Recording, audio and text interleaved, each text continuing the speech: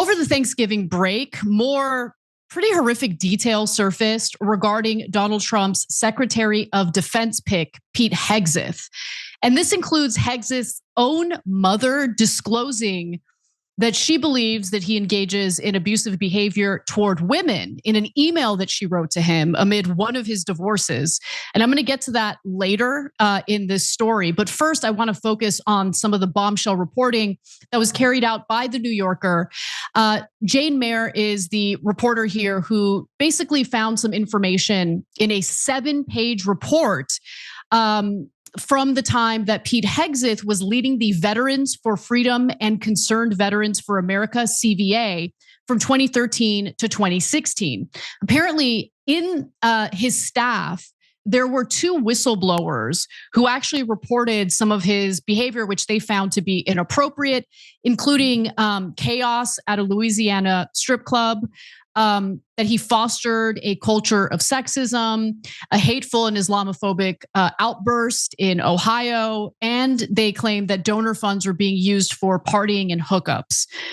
I know I'm a bad person, but one of these things I don't think is that big of a deal, but a lot of the other stuff is horrible. So let me start with the, in my opinion, lightest accusations.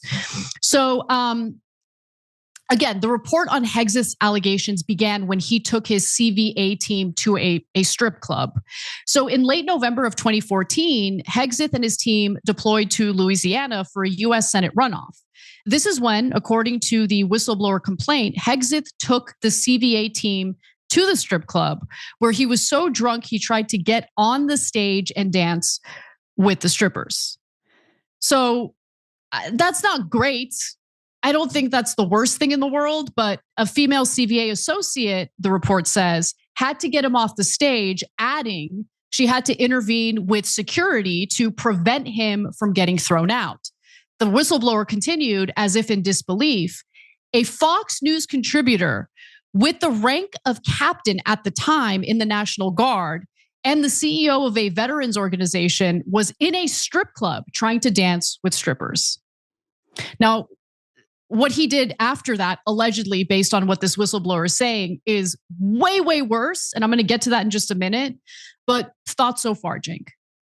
Yeah, I agree with you completely. I draw the lines to the same place you do. Like, look, some guy gets too drunk and tries to dance with the strippers. It's not appropriate in a workplace environment, and especially when you're the boss. But is that the end of the world? It's not the end of the world, okay? And so if that same person is perfectly lovely when he's in the office and he's not in a work environment, he is in a work environment and he respects women at the workplace and makes sure to protect them and all the things that you would normally expect. But that one night he got drunk and tried to dance with a stripper. Who cares, right? In my opinion. And some of you can say, hey, Cenk, that's too lenient. Okay, that's fine, right? But I think what he did at the office is way, way, way worse. And also the anti-Muslim thing that we're about to tell you guys, it's not just because I'm a Muslim, and it's because the guy who says that is a deeply problematic guy. So we'll get to that as well. So the same woman who had to pull Hegseth off the stage also alleges that another male staff member attempted to sexually assault her while they were at this strip club. The female staffer alleged that that a different male staff member had attempted to sexually assault her there, according to the report. A CVA manager, however, was described as dismissive for arguing that her attacker had been drunk and therefore shouldn't be held responsible. And she, by the way, alleges that she was later punished for disclosing that the staffer had attempted to sexually assault her. The woman was ostracized and experiencing reprisal by the organization, which the whistleblower report said has become a hostile and intimidating work environment. So that's far, far worse, if you ask me. According to the report, this was normal because under Hegseth's leadership, there was a thick culture of sexism and objectification. The report also says, by the way, and this is according to the same reporting from Jane Mayer in the New Yorker, he was married at the time that this was all happening, and other members of his management team sexually pursued the organization's female staffers, whom they divided into two groups: the so-called party girls and the not party girls. And obviously that creates a hostile work environment. Obviously that makes the women, the females in the organization feel incredibly uncomfortable, which is why this whistleblower report came out to begin with. And by the way, it doesn't stop there. His behavior, according to this reporting, gets even more disturbing. So on May 29th, 2015, the staffer said, Hegseth and someone traveling with the group's Defend Freedom tour closed down the bar at the Sheraton Suites Hotel. The duo yelled, "Kill all Muslims" multiple times in what the staffer described as a drunk and a violent manner. Hegseth's despicable behavior, he wrote, embarrassed the entire organization. He went on, "I personally was ashamed and others were as well." The staffer's letter cited a second incident in which he wrote, Hegseth passed out in the back of a party bus, then urinated in front of a hotel where CVA's team was staying. Additionally, Hegseth is accused of treating CVA's finances as a personal expense account and allegedly used donor funds for partying and drinking. According to three people knowledgeable of these allegations, one of whom contributed to the whistleblower report, Hegseth was forced to step down from this organization. So we've got more. Cenk, what are your thoughts? Yeah, this is really bad. So look, I wouldn't go and take a TYT outing to a strip club because I'm the leader of that organization. So that's nonsense, okay? But even so, I'm trying to be as open-minded as possible. They go there. So, and then he tries to get on the dance floor. All right, I continue maybe to a fault being open-minded about it. But then when one of your own is sexually assaulted or harassed, as the head of the organization, it is your responsibility to protect her. And instead of protecting her, when you throw her under the bus and you vilify her for reporting it, no, then we've got a massive problem. Because look, it's not just about sexual harassment. It's not just about your drinking. It's the fact that you're not doing the core of your job, which is to protect the people who work under you and make sure that you've got a work environment that addresses veterans issues and the thing that you're supposed to actually be doing. Now, when you divide the women at the office into party girls and non-party girls, think about why that's awful, right? And again, he's not just a rando in the mail office or the accountant, and that would be bad enough, okay? But he's the leader of the organization.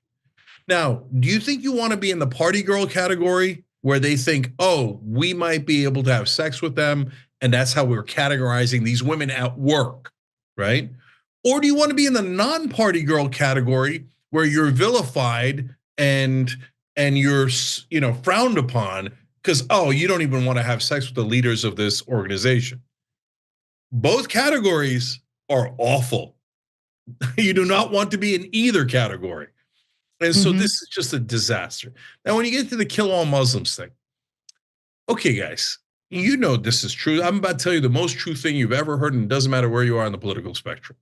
If instead of saying kill all Muslims, they had shouted kill all the Jews, is there any chance Pete Hegseth becomes the Secretary of Defense? And we all know it. No, there's a 0% chance. And it should be a 0% chance. You shouldn't say kill all the Jews. That's insanity. And I know a lot of Americans don't agree, but saying kill all Muslims is the same exact thing. It's just a different religion, a different group of folks, and killing all of them or saying you want to kill all of them is not 1% better than saying kill all the Jews or kill the Christians or anything like that. So this guy is despicable and he belongs nowhere in the Department of Defense, let alone leading the Department of Defense. Totally out of control. And by the way, the sexual assault charges against him that we discussed earlier, where I was kind of 50-50 on the publicly available evidence, his mom's letter plus this stuff puts me at past 50-50. Yeah, me too. Really bad guy. Me too. So let's actually get to his mom's email because that was pretty damning. Again, this is his own mother, and she's remorseful now for writing this email, which we'll get to in just a minute. But here's what it said. So look, Hegseth has, it's public knowledge at this point. He has cheated on his wives. He has had multiple divorces.